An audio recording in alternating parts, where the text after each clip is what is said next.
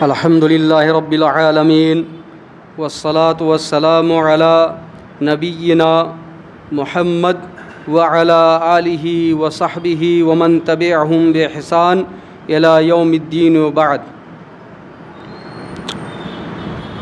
برادران اسلام، ہم سب کو معلوم ہے کہ یہ ایام ماہ شعبان کے آخری ایام ہیں۔ جلد ہی سال کا سب سے مبارک اور خیر و برکت والا مہینہ رمضان آنے والا ہے۔ رمضان کا مہینہ سال کا سب سے بابرکت مہینہ ہے۔ اس کے اندر سال کی سب سے 10 افضل راتیں ہیں اور دیگر سارے خیرات و برکات ہیں۔ اللہ تعالیٰ نے روزہ رکھنے والوں کے لیے طرح طرح ثواب اور اجر کا وعدہ کیا ہے۔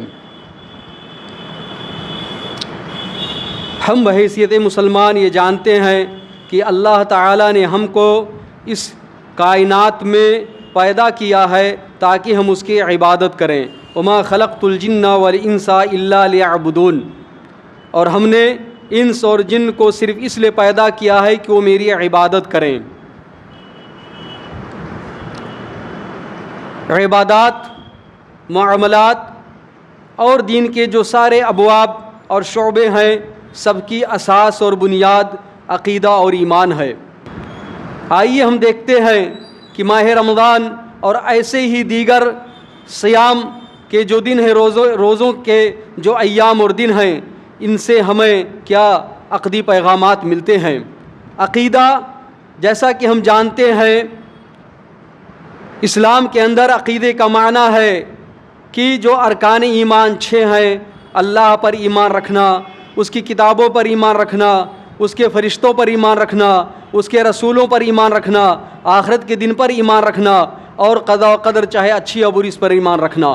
یہ تمام 6 چیزیں جو ہیں، یہ ایسے اس پر ایمان رکھنا کہ ان کے بارے میں کوئی شک نہ ہو، مکمل یقین ہو، دل ایک دم مکمل مطمئن ہو، دل میں یہ چیز جاگزی ہو گئی ہو، جا کے بس گئی ہو، اور دل نے ان کو اپنے اندر بسا لیا ہو اور پھر گرا و گاٹھ لگا دیا ہو کہ ان کے اندر کسی شک اور شبہے کی گنجائش باقی نہ رہے۔ ایسے ہی دیگر اور چیزیں جو ان سے متعلق ہیں وہ بھی عقیدے کے اندر داخل ہیں، جیسے صحابہ کرام کا معاملہ ہے، خلافت کا ہے معاملہ، امامت کا معاملہ ہے، اور ولا و برا کا معاملہ ہے، شرک و بدعات کا معاملہ، ایسے اور مسائل جو ہیں۔ تو ارکان 6 جو ہیں ایمان کے، جو عقیدہ کی بنیاد ہیں، جب ہم روزوں کے بارے میں دیکھتے ہیں، جو کتاب و سنت میں ان کے بارے میں نصوص آئے ہیں، آیات اور احادیث آئی ہیں، تو ہم دیکھتے ہیں کہ ان کے بارے میں اچھی خاصی چیزیں موجود ہیں، اور ان کے اندر ہم کو یہ ہدایت اور نصیحت ملتی ہے کہ ہمیں ان ارکان پر کیسے ایمان رکھنا چاہیے اور ہمارا عقیدہ کیسے ہونا چاہیے۔ بلکہ عقیدہ ہی اساس ہے روزوں کے رکھنے کا بھی، اور روزوں کی صحت کا بھی، اور روزوں کے رکھنے کا سبب بھی، اور ہم کیوں رکھتے ہیں۔ تمام دین کی بنیاد، تمام عقائد کی بنیاد، تمام عبادات کی بنیاد اللہ عز و جل پر ایمان ہے۔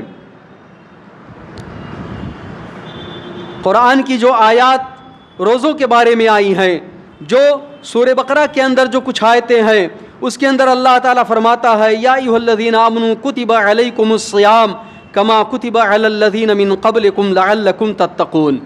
اے ایمان والو، تم پر روزوں کو فرض کیا گیا ہے تاکہ تم، جیسا کہ تم سے پہلے کے لوگوں پر فرض کیا گیا تھا، تاکہ تم تقوی والے بن جاؤ۔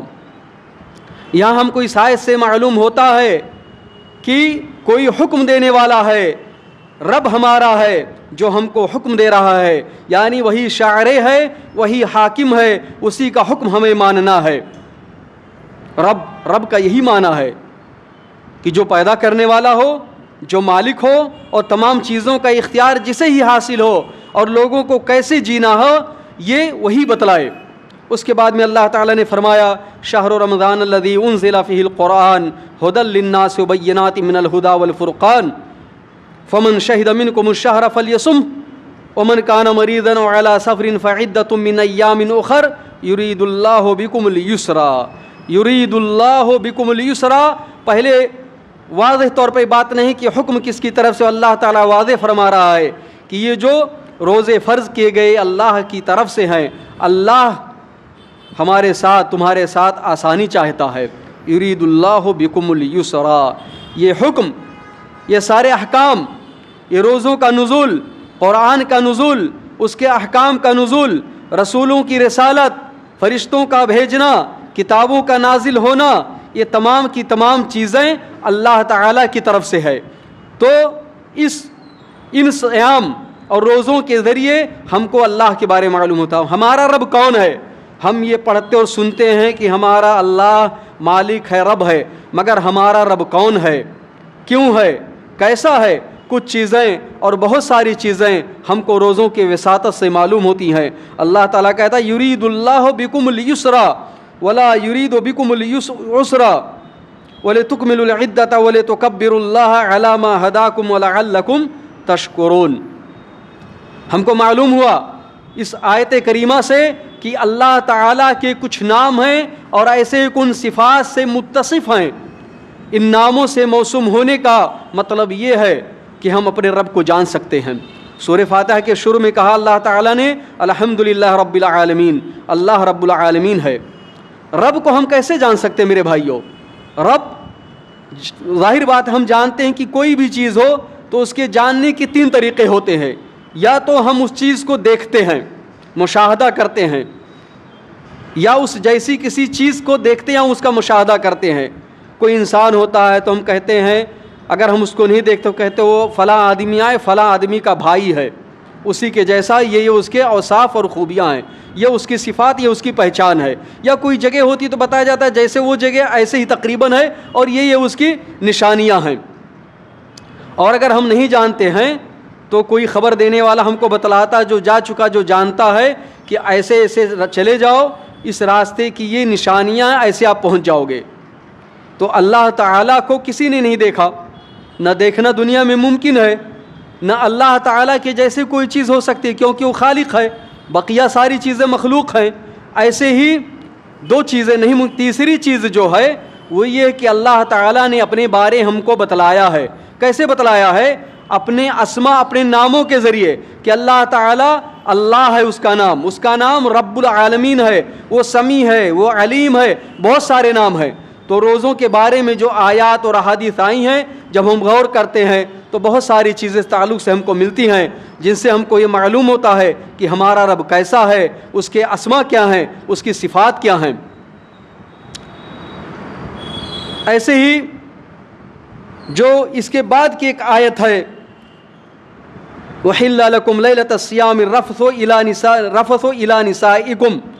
اس آیت کے اندر اللہ تعالیٰ نے کیا فرمایا؟ وَأَنْتُمْ لِبَاسٌ لَهُنَّ عَلِمَ اللَّهُ. تو اس آیت کے اندر بھی اللہ تعالیٰ نے اپنے بارے میں بہت ساری چیزوں کا تذکرہ کیا. اور جو حدیث رسول ہے لیلۃ القدر کے بارے میں، حضرت عائشہ کو جو اللہ کے رسول صلی اللہ علیہ وسلم دعا سکھلائے، اللہم انک عفو تحب العفو فاعف عنی. ہم نے اس حدیث کے ذریعے جانا کہ ہمارا رب جو ہے وہ عفو ہے، مہربان ہے، معاف کرنے والا ہے، گناہوں کو بخش دیتا ہے، گناہوں پر گرفت نہیں کرتا ہے اگر اس سے دعا مانگی جائے، اس کو پکارا جائے. وَإِذَا سَأَلَكَ عِبَادِي عَنِّي فَإِنِّي قَرِيب. یہ رمضان کے جو روزے ہیں ان کے ذریعے چیزیں معلوم ہوتی ہیں، ایسے دیگر ایام کے جو روزے ہیں.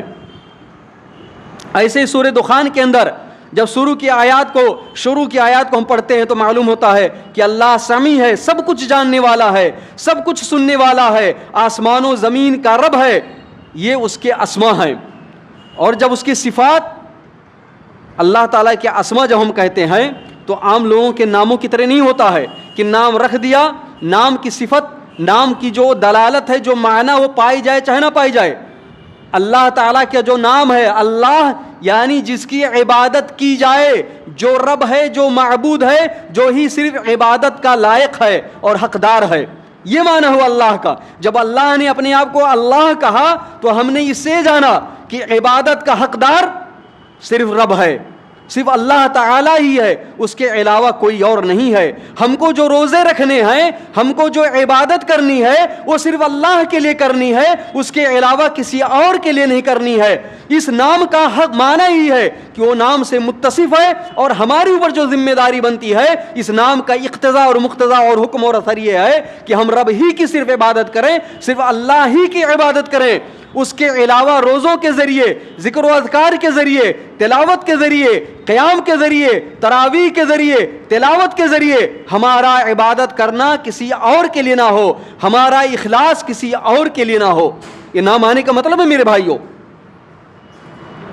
ایسی اللہ نے جب کہا عفون، اللہ معاف کرنے والا ہے، تو بندوں کو کیا کرنا چاہیے کہ ہم اب ہمارے اندر یہ رغبت پیدا ہونی چاہیے، طلب، کہ ہمارا معبود جو ہے ظالم و جابر نہیں ہے، ہمیں سزا ہی دینا نہیں چاہتا ہے۔ اگر ہم اللہ کے شکر گزار بندے بنیں گے، اس کی اطاعت کرنے والے، اپنے دامن کو اس کے آگے پھیلائیں گے، تو اس کے عفو، اس کی مہربانی، اس کی معافی ہم کو ملے گی، وہ ہمارے گناہوں کو ختم کر دے گا، مٹا دے گا۔ اللہم انک عفو تحب العفو، اللہ تعالی معاف کرنے کو پسند کرتا ہے، مانگنے والا چاہیے، گناہوں میں کتنا بھی ملوث ہو، گناہیں کتنا ہی کٹ ڈالا ہو۔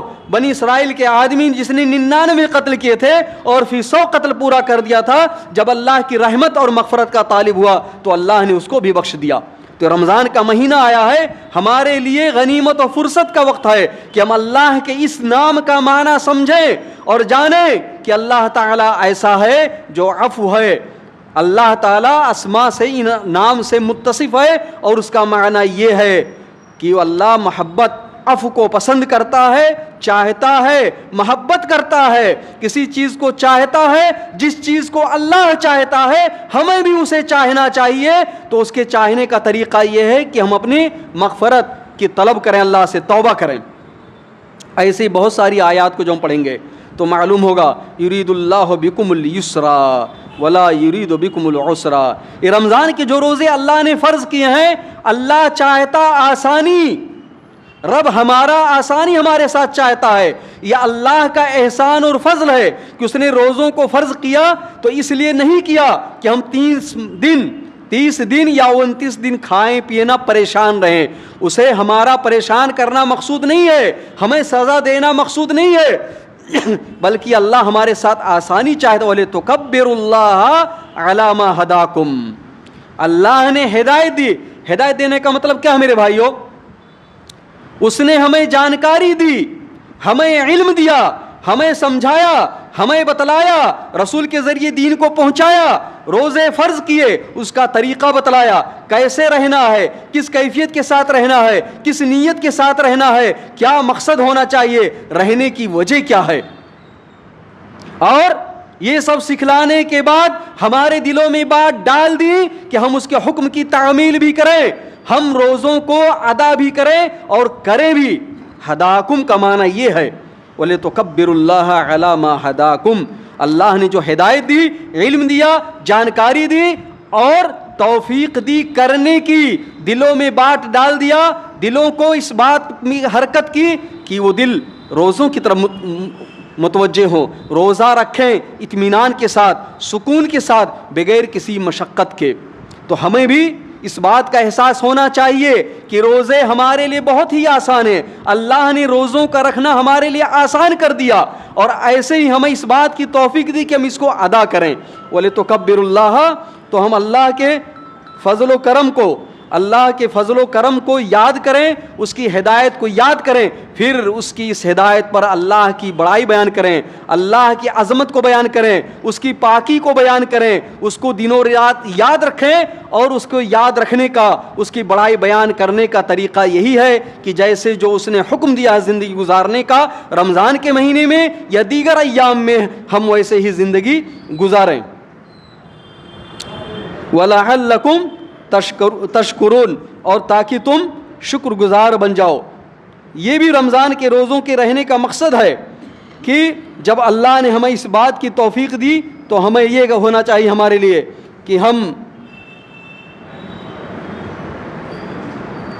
ہم جو ہے اس بات کو یاد رکھیں کہ ہمیں شکر گزار بننا چاہیے۔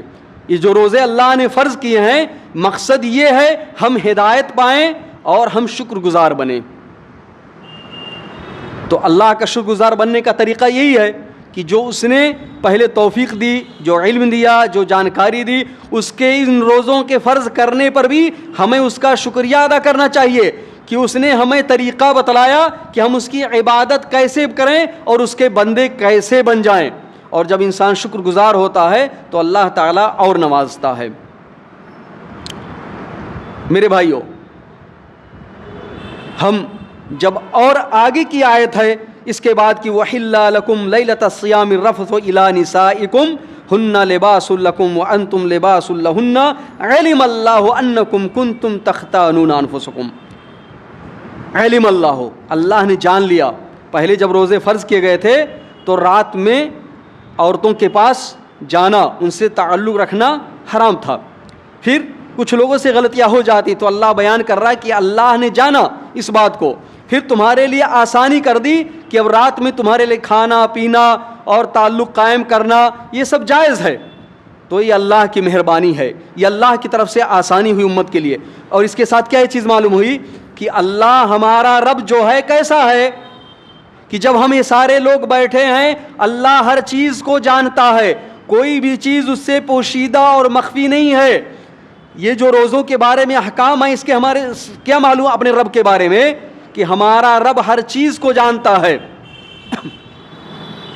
ہم جو بیٹھے ہیں کون کس حرکت کے ساتھ کیسے بیٹھا ہے، کیسے دیکھ رہا ہے، ہاتھ پیشانی پر ہے، کوئی سر کو ہلا رہا ہے، کوئی آنکھ کو ہلا رہا ہے، کوئی نیند میں حرکت کر رہا ہے، کوئی ہاتھ کو، ایک ایک چیز اللہ کو ازلاً ابتداً یہ چیز معلوم ہے، ہر چیز. تو ایسا رب جو ہر چیز کو جانتا ہے ہمیں اس کے ساتھ کیسے ہونا چاہیے. اور سورہ دخان میں آتا ہے کہ اللہ کا اسم کیا علیم ہے اور سمیع ہے، سب کچھ جانتا ہے، سب کچھ سنتا ہے. آپ آہستہ سے بولو، زور سے بولو، کوئی جانور ہو، سمندر میں ہو، آسمان میں ہو، آسمان و زمین کے بیچ میں ہو، چٹانوں میں ہو، کہیں بھی ہو، کیا ذمہ داری بنتی ہے؟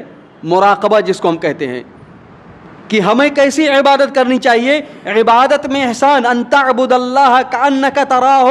جب ہم نے جانا کہ ہمارا رب ہر چیز کو جانتا ہے تو ہمیں اللہ سے ڈرتے رہنا چاہیے ہر حال میں، اور اس کی یہ چیز ہمارے دل میں جاگزی ہونی چاہیے. اور جب ہمیں عبادت کریں تو ہمارے اندر یہ بات ہونی چاہیے کہ گویا ہم رب کو دیکھ رہے ہیں. اگر اتنا نہ ہو تو یہ جو چیزیں ہیں گویا ہمارا رب ہم کو دیکھ رہا ہے، ہماری ہر چیز کو جانتا ہے، ہم اس سے غافل نہ ہو. جب یہ کیفیت پیدا ہوتی ہے انسان کے اندر تو اس کے عبادت کے اندر سدھار پیدا ہوتا ہے، پختگی پیدا ہوتی ہے، نکھار پیدا ہوتا ہے، اخلاص پیدا ہوتا ہے. پھر جب ہم نے جانا کہ ہمارا رب ایسا ہے، ہم بچ نہیں سکتے اس کی گرفت سے بہانے بازی سے یا کسی اور طریقے سے. جیسے آئے کہ قیامت کے دن بھی جو لوگ منافقین یا دیگر لوگ جھوٹ بولتے ہیں قیامت کے دن بھی سمجھیں گے جھوٹ بول کے نکل جائیں گے، لیکن ایسا نہیں ممکن ہے. تو اگر غلطیاں ہم سے ہو جائیں، گناہ سرزد ہو جائے تو ہم کیا کریں؟ یہ رمضان کے مہینے ہم روزہ رکھیں گے انشاءاللہ اور پوری کوشش کریں گے کہ ہر طرح سے مکمل طور پہ روزہ رکھیں. لیکن اگر کمی ہو، اور یہ انسان اور عبد ہونے کا معنی ہے کہ لازمی ہے نقص اور کمی، کتنی بھی ہم کوشش کر لیں ناممکن ہے کہ ہم مکمل طور پر عبادت کو بجا لے آئیں. تو ہمیں کیا کرنا چاہیے؟ توبہ. اللہ تعالیٰ فرماتا ہے کہ علم اللہ انکم کنتم تختانون انفسکم فتاب علیکم وعفا عنکم.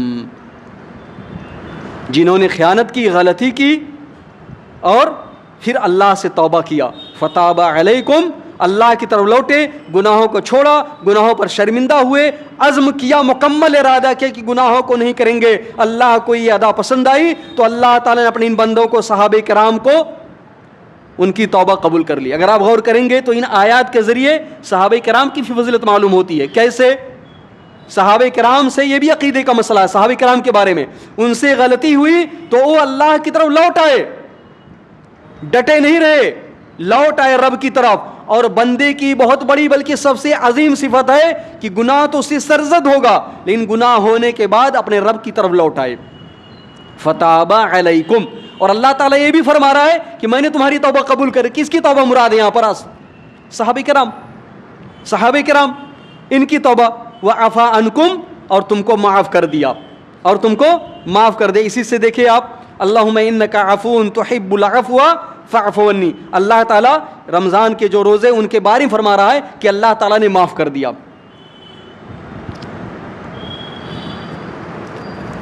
ایسے ہی بہت سارے اللہ کے نام اور حدیثوں کے اندر آئے صفات, جیسے قال اللہ, حدیث قدسی میں ہے اللہ تعالیٰ نے فرمایا الصوم لی وانا اجزی بہ, روزہ میرے لیے ہو میں ہی بدلہ دوں گا. یعنی ہمارا رب جب ہمیں کسی چیز کا مکلف کرتا ہے اگر چاہے تو کچھ نہ دے, کیونکہ ہم اس کی مخلوق ہیں, ہم اس کی ملکیت ہیں, ہمیں مکلف کرے چاہے جیسا چاہے ہمارے ساتھ کرے.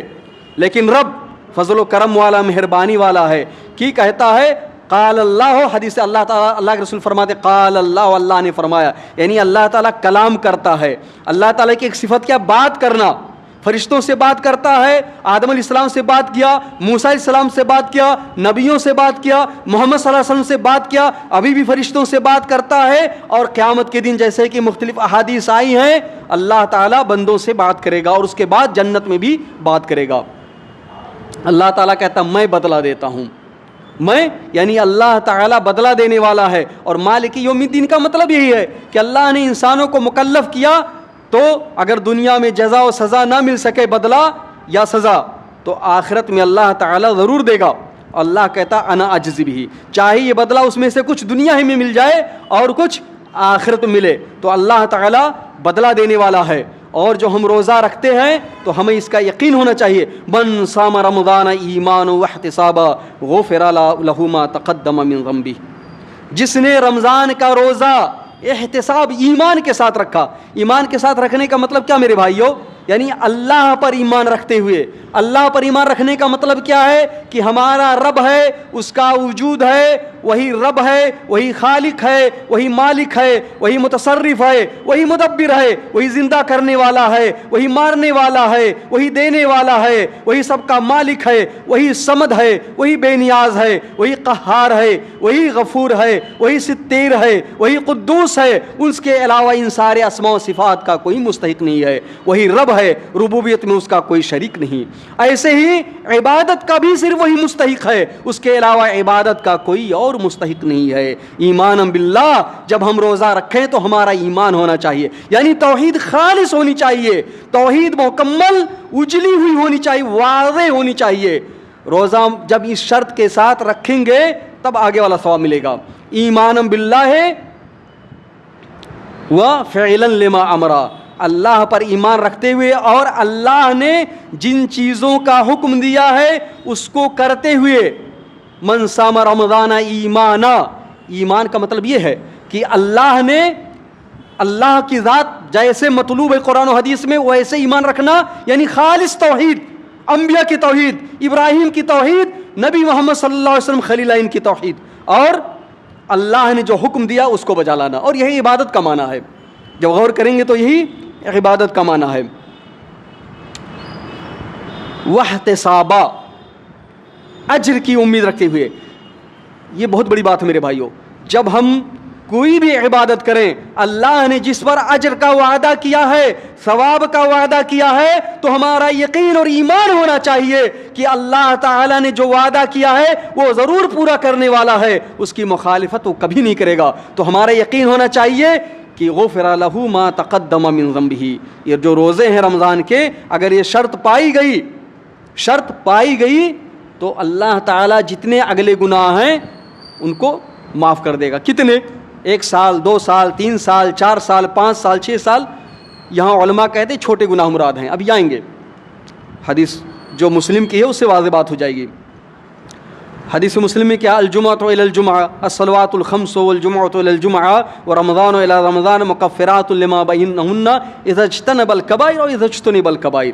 رواہ مسلم. ابو ہریرہ رضی اللہ عنہ کی حدیث ہے کہ جب یعنی 5 وقت کی نمازیں اور جمعہ سے, رمضان سے نہیں, رمضان کے جو روزے ہیں, اور رمضان سے دوسرے رمضان, یعنی جو رمضان کا روزہ رکھا تو دوسرے رمضان آنے تک مکفراتن, جیسے رمضان کا مہینہ آ رہا روزہ رکھے تو اگلے سال, یہ پہلے والے کا نہیں, جو حدیث پہلی وہ دوسری چیز ہے, اگلے سال جو رمضان آئے گا تب تک کے لیے جو گناہیں ہونے والی ہیں سب کو مٹا دینے والا ہے. مطلب جو چھوٹے گناہ کا اذا اجتنب الکبائر, جب بڑے گناہوں کو چھوڑ دیا جائے. بڑے گناہ کون ہیں؟ جن پر اللہ نے کسی سزا کا وعدہ کیا ہو یا اللہ کی غضب ہو, اللہ نے لعنت کی ہو یا جہنم یا عذاب کا وعدہ کیا ہو, یا جس پر سزا دنیا میں دی جاتی حد قائم کیا جاتا ہوں, جیسے شراب پینے پر اور زنا پر, تہمت لگانے پر, اس طرح مختلف چیزوں پر. جب یہ گناہ بڑے گناہ نہ ہوں تو جتنے چھوٹے گناہ ہیں, رمضان جو ہے, رمضان کے روزے وہاں سے لے کر کے دوسرے رمضان کے آنے تک سب کو مٹا دیتا ہے. یہ عام بات ہے. اب ہر انسان دیکھے ہمارے اندر تقصیر کیا ہے. اب دیکھنے کی چیز یہ کہ ہم غور کریں کہ ہمارے اندر تقصیر کیا ہوتی ہے. کوشش انسان یہ کرے کہ تقصیر نہ ہو, کمی نہ ہو, خلل نہ ہو. اگر یہ شرط پائی گئی تو اللہ تعالیٰ سے انسان کو امید رکھنا چاہیے کہ اللہ اپنا وعدہ پورا کرے گا. کیا اور کیا اللہ تعالیٰ فرماتا ہے, جیسا کہ اللہ تعالیٰ کے رسول نے فرمایا, ومن صام ومن قام رمضان ایمانا واحتسابا غفر له ما تقدم من ذنبه. صرف روزہ رکھنے کا قیام, میرے بھائیو قیام الگ چیز ہے, یعنی قیام تراویح, روزہ رکھنا ہی صرف, یعنی صبح صادق سے لے کر کے سورج غروب ہونے تک کھانے پینے اور عورتوں کی قربت سے رکے رہنا, اپنی خواہشات کو پورا کرنے سے رکے رہنا ہی جو ابھی ثواب ذکر کیا گیا اس کا سبب ہے. یہ صرف روزہ رکھنا ہے.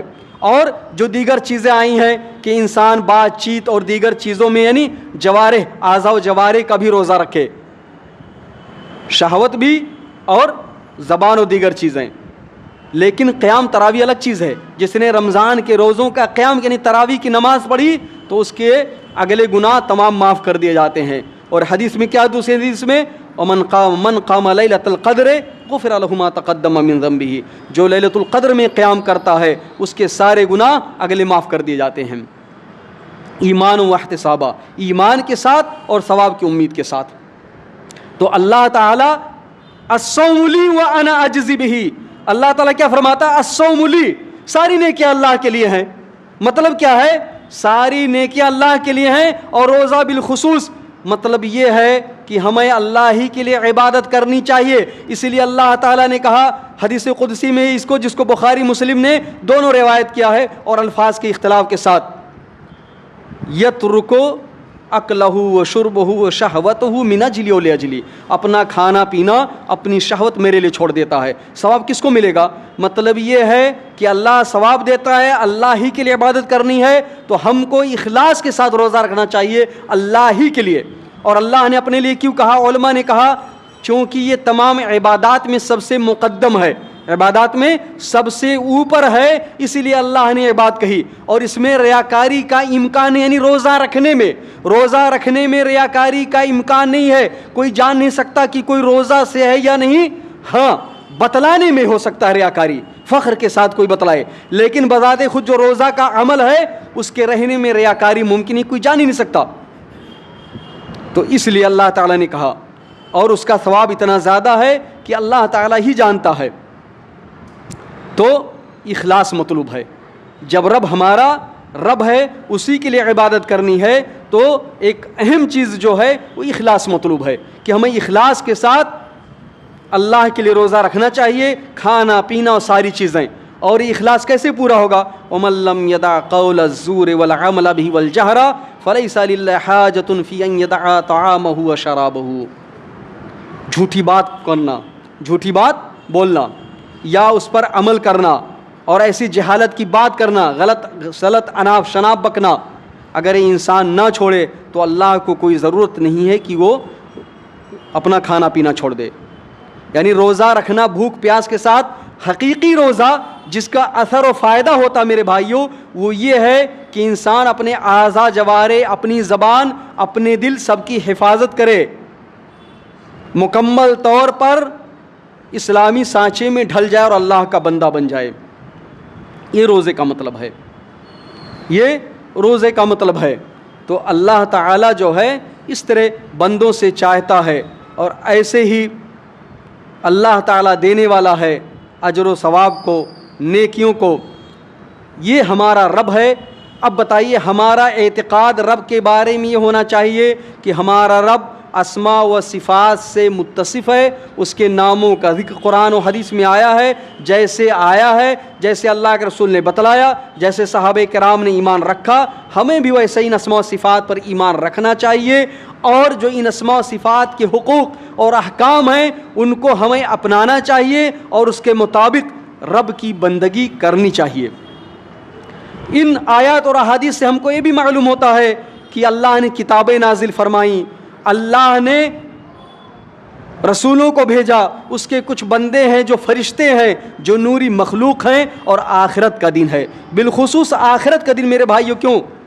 آپ جانتے ہیں مختلف حدیثوں میں آیا ہے کہ جب روزے کے ایام رمضان کا آتا ہے تو جہنم کے دروازے بند کر دیے جاتے ہیں اور جنت کے دروازے کھول دیے جاتے ہیں اور شیاطین کو جکڑ دیا جاتا زنجیروں میں۔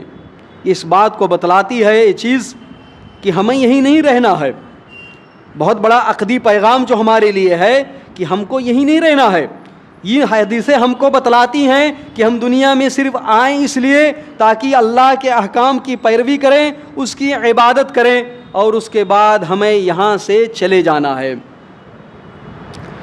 جیسا جس کا انجام ہوگا ویسے اس کے لیے جنت یا جہنم ہے، تو ہمیں نیکیاں زیادہ سے زیادہ کرنی چاہیے۔ ہمارا رب غفور ہے، کریم ہے کہ ہمارے لیے وہ اسباب کو مہیا کرتا ہے تاکہ ہم زیادہ سے زیادہ ان ایام میں نیکیاں کر سکیں۔ شیاطین یعنی سرکش جن یا فاسق اور کفار جن جو لوگوں کو بہکاتے ہیں، اللہ تعالیٰ ان کو زنجیروں میں جکڑ دیتا ہے تاکہ وہ لوگوں کو گمراہ نہ کر سکیں۔ اسی لیے ہم دیکھتے ہیں نیکیاں زیادہ ہوتی ہیں، اور اللہ تعالیٰ نے اس باب کو جب انسانوں کے لیے مہیا کر دیا ہے تو ہماری ذمہ داری بنتی ہے کہ ہم اس مہینے کو غنیمت جانیں، ان روزوں کو غنیمت جانیں، اور ایسا کام کریں کہ ہمارے دلوں کی اصلاح ہو اور آگے کے لیے ہماری زندگی سدھر جائے۔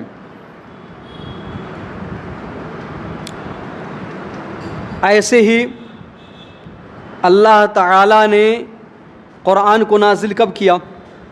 رمضان کے مہینے میں۔ شہر رمضان الذی انزل فیہ القرآن ھدی للناس وبینات من الھدی والفرقان۔ یہ رمضان کا مہینہ ہے جس کے اندر قرآن کو نازل کیا گیا، یعنی قرآن اللہ کی کتاب ہے، اللہ کا کلام ہے، یعنی اللہ صفت کلام سے متصف ہے، اور اللہ کی کچھ کتابیں ہیں تو ہمیں اس پر ایمان رکھنا چاہیے۔ اور انا انزلناہ فی لیلۃ مبارکہ، اللہ نے سورہ دخان کے اندر کیا فرمایا؟ انا انزلناہ فی لیلۃ مبارکہ انا کنا منذرین فیہا یفرق کل امر حکیم امرا من عندنا انا کنا منذرین۔ میرے بھائیوں، قضا و قدر جیسے کہ شروع میں بیان کیا میں نے کہ ایمان کا چھٹا رکن ہے، عقیدے کے جو 6 کھمبے ہیں ان میں سے چھٹا کھمبا کون ہے؟ ستون، وہ قضا و قدر ہے۔ اللہ تعالیٰ نے سورہ دخان کے اندر اور سورہ قدر کے اندر اس رکن کی طرف اشارہ کیا ہے، انا انزلناہ فی لیلۃ القدر، یقیناً ہم نے اس کو قدر کی رات میں نازل کیا ہے، مبارک رات میں نازل کیا۔ پھر کہا ہر مضبوط حکمت والا معاملہ اس کے اندر اس کا فیصلہ کر دیا جائے اس رات کے اندر۔ امرا من عندنا، یعنی میری طرف سے اللہ تعالیٰ کہہ رہا ہے۔ ہم سب کو معلوم ہے قضا و قدر ایمان کا چھٹا رکن ہے، اور اللہ تعالیٰ نے ازلاً قضا و قدر کو مقرر کر دیا ہے کیونکہ اس کی بنیاد علم پر ہے، اور اللہ تعالیٰ ازلاً ساری چیزوں کو جانتا ہے۔ اور لکھا کب؟ دیکھیں، لکھنا دوسری چیز ہے تقدیر کا۔ لکھا کب؟ آسمان و زمین کے پیدا کرنے سے 50,000 سال پہلے اللہ نے قلم کو پیدا کیا اور حکم دیا کہ لکھ جو کچھ ہونے والی ہے قیامت تک، تو تقدیر کو لکھا گیا۔ تو یہاں جو ذکر ہے سورہ دخان کے اندر اور سورہ قدر کے اندر وہ تقدیر کے لکھنے کے بارے میں، لیکن صرف ایک مرحلے کے بارے میں۔ آسمان و زمین کے پیدا کرنے کے 50,000 سال پہلے اللہ تعالیٰ نے تقدیر کو قلم سے لکھوایا۔ پھر جب انسان ماں کے پیٹ میں ہوتا ہے تو اللہ تعالیٰ فرشتے کو بھیجتا ہے اور اس کو حکم دیتا ہے کہ 4 چیزیں لکھو۔ پھر سال کا جب یہ دن آتا ہے لیلۃ القدر، تو اس دن جو آسمان دنیا ہے وہاں فرشتوں کے حوالے چیزیں کر دی جاتی ہیں لوح محفوظ سے نکال کر کے، کہ ساری چیزیں جو سال بھر کے اندر ہیں ان کو معلوم ہو جاتی ہیں، اور اس کے مطابق سال بھر وہ کام کرتے ہیں۔ تو جو سال بھر چیزیں قضاء و قدر سے متعلق ہوتی ہیں اس کا ذکر اللہ تعالیٰ نے سورہ دخان کے اندر اور سورہ قدر کے اندر کیا۔ انا انزلناہ فی لیلۃ مبارکہ فیہا یفرق کل امر حکیم، ہر چیز حکمت والی مضبوطی کا چیز جو کہ اللہ کی طرف سے ہوتا ہے ساری چیز حکمت والی ہوتی ہے. اور لیلۃ القدر کا نام، لیلۃ القدر کیا ہے؟ عظمت والی رات ہے، شان والی رات ہے. اور اس کا ایک معنی اور کیا ہے؟ انہی معنی کئی معنی ہیں کہ فرشتے اتنی کثرت کے ساتھ نازل ہوتے ہیں، اس کی عظمتوں. علماء کہتے ہیں اتنی کثرت کے ساتھ فرشتے کسی اور رات میں نازل نہیں ہوتے، تسلسل کے ساتھ، لگاتار اور کثرت کے ساتھ. تو اس لیے ہے کہ تنگ زمین پڑ جاتی ہے، فرشتوں کے نزول کی وجہ سے زمین تنگ پڑ جاتی ہے.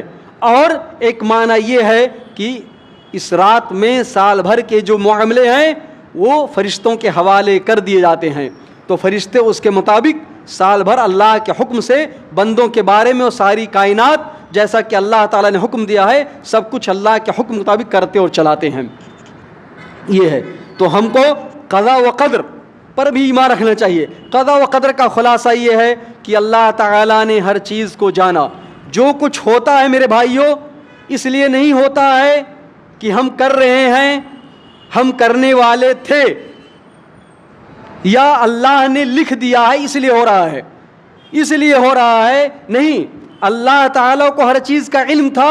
اللہ نے اپنے علم کے مطابق قلم کو حکم دیا، قلم نے ان ساری چیزوں کو لکھا کہ فلاں بندہ یہ کرے گا، فلاں بندہ یہ کرے گا. تو اس لیے ہم کر رہے ہیں کہ اللہ ہم کرنے والے تھے، اللہ نے اس چیز کو لکھ دیا تھا. یہ معنی ہے جاننے اور لکھنے کا. یہ معنی نہیں ہے کہ لکھا ہوا تھا تو ہم کیا کریں. جب کوئی مصیبت آتی تب یہ دلیل پکڑی جاتی ہے. ہم جو کر رہے ہیں اس لیے نہیں کہ اللہ نے لکھ دیا ہے، ہم کرنے والے تھے، اللہ کو اس کا سب کچھ علم تھا ازلاً. وہ کچھ لکھا ہوا وہ چیز اس کے مطابق ہے. اور اللہ جو چاہتا ہے اس دنیا میں وہی ہوتی ہے. اور جو کچھ دنیا میں ہو رہا ہے سب اللہ کی پیدا کی ہوئی چیز ہے، بندے بھی اور بندوں کے اعمال بھی. یہ ساری چیزیں عقیدے کی چیزیں جو ہیں ان روزوں کے ذریعے ہم کو معلوم ہوتی ہیں. اور آخری جو چیز ہمیں یہ جاننا چاہیے کہ ہم روزہ کیوں رکھتے میرے بھائیوں. لعلکم تتقون، لعلکم تتقون، تاکہ تم تقوی والے بن جاؤ. ہم کو مقصد جاننا چاہیے اور پھل بھی. اللہ نے حکم دیا اس لیے ہم رہ رہے ہیں، اور پھل اور ثمرہ کیا نتیجہ؟ تقوی. تقوی کیا چیز ہے؟ ہم اردو میں ترجمہ کر دیتے ہیں ڈیرو. ڈیرو بات سمجھ میں نہیں آتی ہے. تقوی کا مطلب یہ ہے جیسے کہ بعض تابعین اور علماء کرام نے بیان فرمایا، طلق بن حبیب وغیرہ نے، کہ اللہ نے جو حکم دیا ہے اس کو بجا لاؤ علم کے ساتھ. جو اللہ نے حکم دیا ہے اس کو کرو علم و بصیرت کے ساتھ. اور اللہ نے جن چیزوں سے روک دیا ہے ان سے رک جاؤ علم و بصیرت کے ساتھ. یہ معنی ہے. خلاصہ کیا ہوا؟ اللہ نے جو کچھ کہا ہے اس کو کریں، اللہ نے جن سے روکا ہے ان سے رک جائیں. مقصد کیا ہے؟ تاکہ ہم اللہ کے عذاب سے اپنے آپ کو بچا لیں. اور جب ہمیں اللہ کے سامنے قیامت کے دن حاضر ہونا ہو، کھڑے ہونا ہو، تو ہمیں شرمندگی محسوس نہ ہو رب العالمین کے سامنے جاتے ہوئے. وقایا ڈھال بنا لو. تقوی وقایا سے نہیں، اپنے اور رب کے سامنے، رب اور اس کی عذاب کے، اپنے اور رب کے عذاب کے بیچ میں ڈھال بنا لو. کیسے ڈھال ممکن ہے؟ جس سے ہم بچ سکتے ہیں اللہ کے عذاب سے، اللہ کے حکم کو بجا لا کر کے اور اس کے گناہوں کو چھوڑ کر کے. کیسے؟ اس کا مطلب ہو کہ پورا دین اس کے اندر داخل ہے تقوی کے اندر. اسی لیے ابن تیمیہ وغیرہ نے فرمایا ہے کہ دین اسلام کے بہت سارے نام ہیں. اسلام ہے، ایمان ہے، احسان ہے، تقوی ہے، بر ہے، ہدایت ہے، خیر ہے، صراط مستقیم ہے، عمل صالح ہے، ہدا ہے. انہی ناموں میں سے ایک نام کیا؟ تقوی. اسی لیے ہم دیکھتے ہیں کہ اللہ تعالیٰ نے جب قرآن کے اندر متقین کے اوصاف کا ذکر کیا ہے تو کیا بیان کیا ہے؟ ہم غور کریں تو کیا پاتے ہیں میرے بھائیوں؟ ذالک الکتاب لا ریب فیہ ھدی للمتقین. سورہ بقرہ کی شروع کی آیت ہیں. یہ وہ کتاب ہے جس میں کوئی شک نہیں اور ہدایت ہے متقین کے لیے. متقین کون لوگ ہیں؟ ہم نے ابھی جو کہا آپ سے کہ سارے احکام کو بجا لائیں. سارے احکام میں سب سے سر فہرست، سب سے اوپر کون سی چیزیں آئیں گی؟ اللہ کی وحدانیت. عقدی مسائل جن سے ایمان صحیح ہوتا ہے، جو دین کی بنیاد ہیں، وہ تقوی سے باہر نہیں ہیں. ہم جب تقوی کے معنی ہم تو سوچتے ہیں تو ہمارے سمجھ میں یہ بات آتی ہے کہ اس سے مراد کیا ہے؟ عبادت کرنا، نماز روزہ کرنا، زکوٰۃ ادا کرنا، حج کرنا. لیکن کبھی ہمارے تصور میں عموماً یہ نہیں آتا ہے کہ سب سے اہم اور پہلی چیز جو تقوی کے اندر داخل ہے وہ ایمانیات اور عقائد ہیں، اور ان میں بھی اللہ پر ایمان. اللہ تعالیٰ فرماتا ہے الذین یؤمنون بالغیب، متقین تقوی والے وہ ہیں جو غیب پر ایمان رکھتے ہیں. غیبیات کیا ہے؟ عقائد ہی اصلاً غیبیات ہیں. اللہ غیب ہے، کسی نے نہیں دیکھا. آخرت کا دن، عذاب قبر، قبر کی زندگی، برزخ کی زندگی، جنت و جہنم، فرشتے، بہت ساری کتابیں جو ہو چکی ہیں، بہت سارے انبیاء ہم جن کو نہیں جانتے ہیں. ایسے قضاء و قدر میں کیا چیز ہے، کیا ہونے والے ہم نہیں جانتے ہیں. تو غیبیات اصلاً کیا ہے؟ عقائد. ان میں سب سے اہم چیز اللہ پر ایمان ہے. الذین یؤمنون بالغیب، اور غیب کے ساتھ ایمان رکھنا یہ خوبی ہے کہ نہیں جانتے ہیں لیکن یقین ہے کہ رب ہے. نہ دیکھنے کے باوجود چونکہ جانتے ہمارا رب ہے اور اللہ کی طرف سے پیغامات آئے ہیں تو اللہ پر، اس کے فرشتوں پر، اس کے رسولوں پر، اس کی کتابوں پر، آخرت کے دن پر اور قضاء و قدر پر ایمان رکھتے ہیں.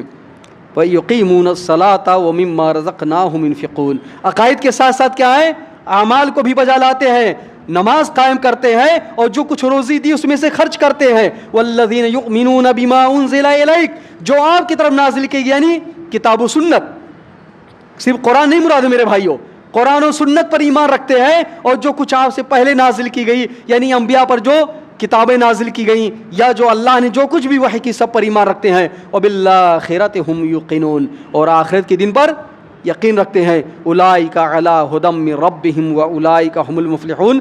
تقوی والا ہی آدمی کامیاب و کامران ہو سکتا ہے اور وہی ہدایت پر ہے، وہی ہدایت پر ہے.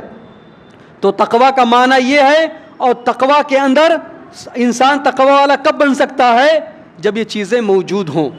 اب آئیے ہم غور کرتے ہیں ہماری جو صورتحال ہے، ہم مسلمانوں کی آج، اور بہت ساری آیات ہیں. وقت کو دیکھتے ہوئے میں کچھ چیزیں واضح کرنا چاہتا ہوں تاکہ ہم کو معلوم ہو کہ جب ہم روزے رکھتے ہیں تو کیا جو مطلوب ہے وہ چیز ہم کو ملتی ہے. سب سے اہم چیز تقوی میں کیا ہے؟ صرف ایک ان آیات سے معلوم ہوا. سب سے اہم چیز ایمان. ایمان صحیح ہونا چاہیے، عقیدہ صحیح ہونا چاہیے، سارے ارکان ایمان جو ہیں سب کے بارے میں ایمان صحیح ہونا چاہیے. جب تک یہ چیز نہیں پیدا ہوگی، اللہ پر صحیح ایمان، عقائد کا صحیح ہونا، تمام غیبیات پر جیسا اللہ اس کے رسول نے حکم دے ایمان ہونا ناممکن ہے. اب اگر ایسے لوگ پائے جاتے ہیں، تقوی کا معنی کیا اور ہے؟ اللہ نے جو حکم دیا ہے اس کے مطابق رہنا. سب سے پہلی چیز ہم جب غور کرتے ہیں تو پاتے ہیں کہ بہت سارے جو اپنے آپ کو مسلمان کہتے ہیں آج بھی ہندوستان میں بھی، ہندوستان کے باہر بھی، اس سے معلوم ہم کو ہوا کہ جو قرآن میں آیا ہے اسی کو دلیل ماننا ہے، جو حدیث میں آیا ہے اسی کو دلیل ماننا ہے. وَإِن تَنَازَعْتُمْ فِي شَيْءٍ، اگر کسی چیز میں نزاع پیدا تو کیا کرنا ہے؟ اللہ اور رسول کی طرف لوٹانا ہے. یہ تقوی کے معنی میں داخل ہے میرے بھائیوں. کوئی یہ مت سمجھے کہ تقوی کے معنی میں چیز نہیں داخل. تقوی کا معنی ہی یہی ہے کہ جو کچھ کرنا ہے اللہ اس کے رسول کے بتائے ہوئے راستے کے مطابق کرنا ہے. ایمان لانے کے بعد سب سے پہلی چیز یہی ہے کہ ایمان لانا ہے اور جو حکم ہے اس کو ماننا ہے. ہم دیکھیں کہ جو بہت سارے لوگ اپنے آپ کو مسلمان کہتے آ رہے اور کہہ رہے ہیں اور کہتے ہیں ہم ہی اہل سنت والجماعہ ہیں، کیا ہر چیز میں وہ اللہ کی کتاب کو اور اللہ کے رسول کی سنت کو دلیل مانتے ہیں؟ سب سے اہم چیز اللہ کی وحدانیت، اس پر ایمان رکھنا، اس کی توحید ہے، اس کے اسماء و صفات ہیں. آپ غور کریں گے تو پائیں گے، کتابوں کو ان کے پڑھیں گے کہ اللہ کے بارے میں کہتے ہیں دلیل کیا ہے؟ عقل دلیل ہے. کیا دلیل ہے؟ اللہ کا اسم کیا ہے، اللہ کی صفت کیا ہے. قرآن و حدیث کو نہیں ماننا ہے، یہ ان کی کتابوں میں موجود ہے. دلیل کس کو مانا اللہ کے بارے میں؟ جو عقل کہتی ہے. کسی کی عقل کچھ کہے گی، کسی کی عقل کچھ کہے گی، اس لیے آپ بہت ساری اختلافات پائیں گے. اور اسماء و صفات کے بارے میں. اگر کتاب و سنت میں بات آئی عقل کے خلاف ہے تو اس کی تعویل کر لی جائے گی یا اس کو ایسے ہی چھوڑ دیا جائے گا. اب بتائیے یہ تقوی ممکن ہے؟ صرف سجدہ کر لینے کا نام تقوی نہیں ہے. تقوی دل کا معاملہ ہے. بنیاد کہاں سے ہے؟ یقین اور ایمان کا صحیح ہونا، صاف ستھرا ہونا، کتاب اللہ سنت رسول کو ماننا اور انہی کو حکم ماننا، اختلافات کے وقت انہی کی طرف لوٹنا. ایسی آپ پائیں گے بہت سے لوگ کہتے ہیں کہ ہمارا ذوق یہ کہہ رہا ہے، ہم نے خواب میں دیکھا، ہم کو فلاں ولی نے بتلایا، ہم کو یہ چیز سنائی دی، ہمارے پاس خضر آئے، وہ اس چیز کو دلیل مان لیتے ہیں اللہ کے بارے میں، اس کی توحید کے بارے میں اور ایمانیات کے بارے میں. تو ممکن نہیں ہے. دوسری چیز، جب ہم عبادت کریں تو جیسے اللہ نے حکم دیا ویسے کریں، یہ بھی تقوی میں لازمی ہے. یہ نہیں مانا، اس لیے اللہ نے دیکھے پورے احکام جو بتلائے ہیں تلک حدود اللہ.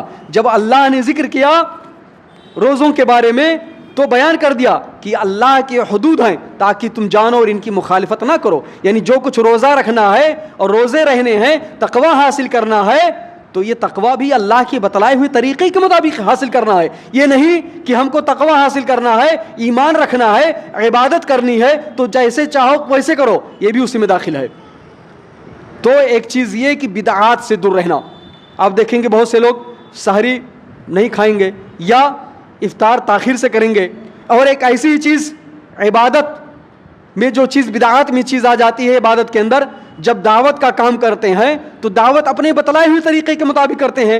اب رمضان کے مہینے میں اگر دعوت دے سکتا ہے جس کو دین کی سمجھ ہو، جس کو دین کی معلومات ہو، جیسے اللہ تعالیٰ نے قرآن و حدیث میں اس کے رسول نے بیان کیا ہے، بصیرت کے ساتھ ہو، علم کے ساتھ ہو،